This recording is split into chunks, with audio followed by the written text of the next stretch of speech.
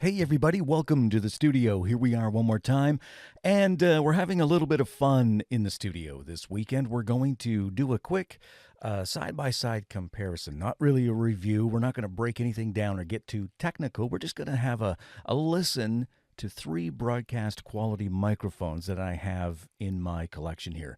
First of all, starting with the Rode Podmic. I've had this microphone now for a couple of years, and it's been a fantastic little piece. So what I'm going to do in this video is actually start with the least expensive, again, which is the Rode Podmic. It comes in at $139.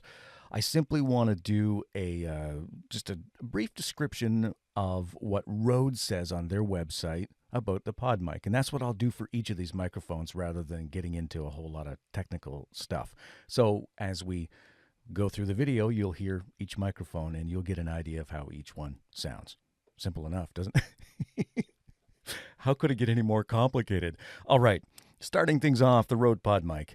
It is a broadcast quality dynamic microphone optimized for podcasting. It has a rich, balanced sound with an internal pop filter to minimize plosives and internal shock mounting to reduce vibration. So the plosives, they're talking about that, those P's that everything, sometimes people pop stuff. The Podmic is optimized for use with the Rodecaster Pro podcast production studio. That's a mixer and a whole production thing on its own. It's really, really cool. I wouldn't mind having one someday, but I got this QSC Touch Mix here that kind of does some similar things in a way. All right, broadcast quality dynamic capsule optimized for speech applications, internal pop filter to minimize plosives, robust all-metal construction, designed for use with Rodecaster or any decent high-quality microphone interface. So you have been listening to the Rode Podmic. How does it sound to your ears? Next up is going to be the Presonus PD70.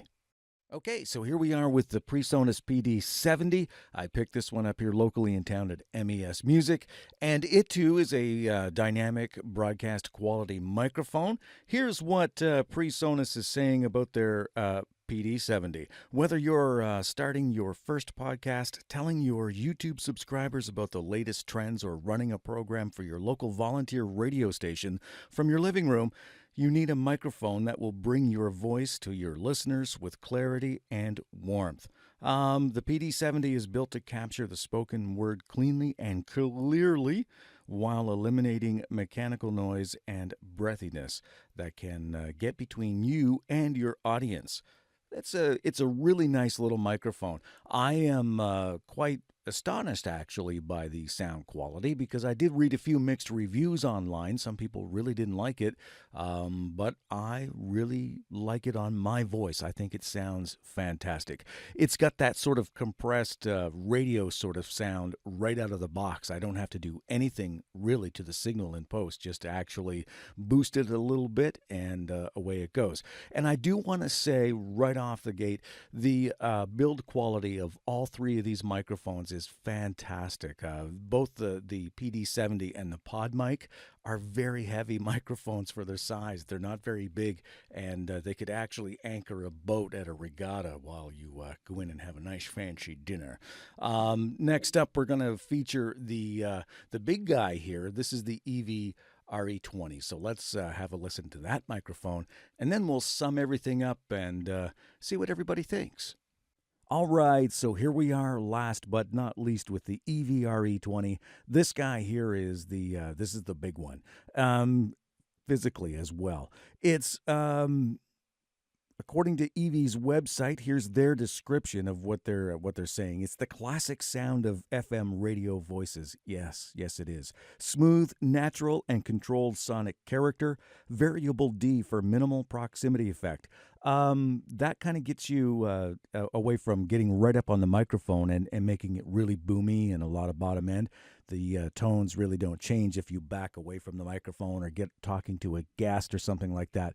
It kind of keeps your tone really flat and equal. True cardioid with no coloration at 180 degrees off axis. That's just a cardioid polar pattern. Their sensitivity is more, the more sensitive from the front, from the rear. Great noise rejection. A large diaphragm dynamic element.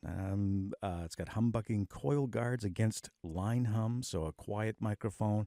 Mid-bass tone shaping switch. There's a switch on here that can actually roll off the frequencies of certain things. So you'll also find the EV-RE20 on a kick drum or as an instrument microphone. It'll tolerate a fairly good thump and a high sound pressure level. All right, so you have been listening to the Rode Podmic. We've had a listen to the Presonus PD70 and now the EV-RE20. We did it in a price level. We did it at the Podmic is $139, the Presonus is $179, and the EV brand new online is I think $529. I bought my EV used.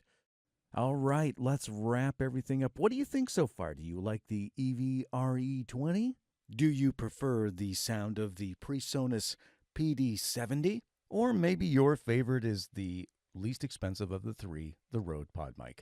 Regardless of which one, they're all fantastic, and they all have their ups and downs. You know, not one microphone is going to be perfect, but to me, each one sounds good enough for the job that I would want to do.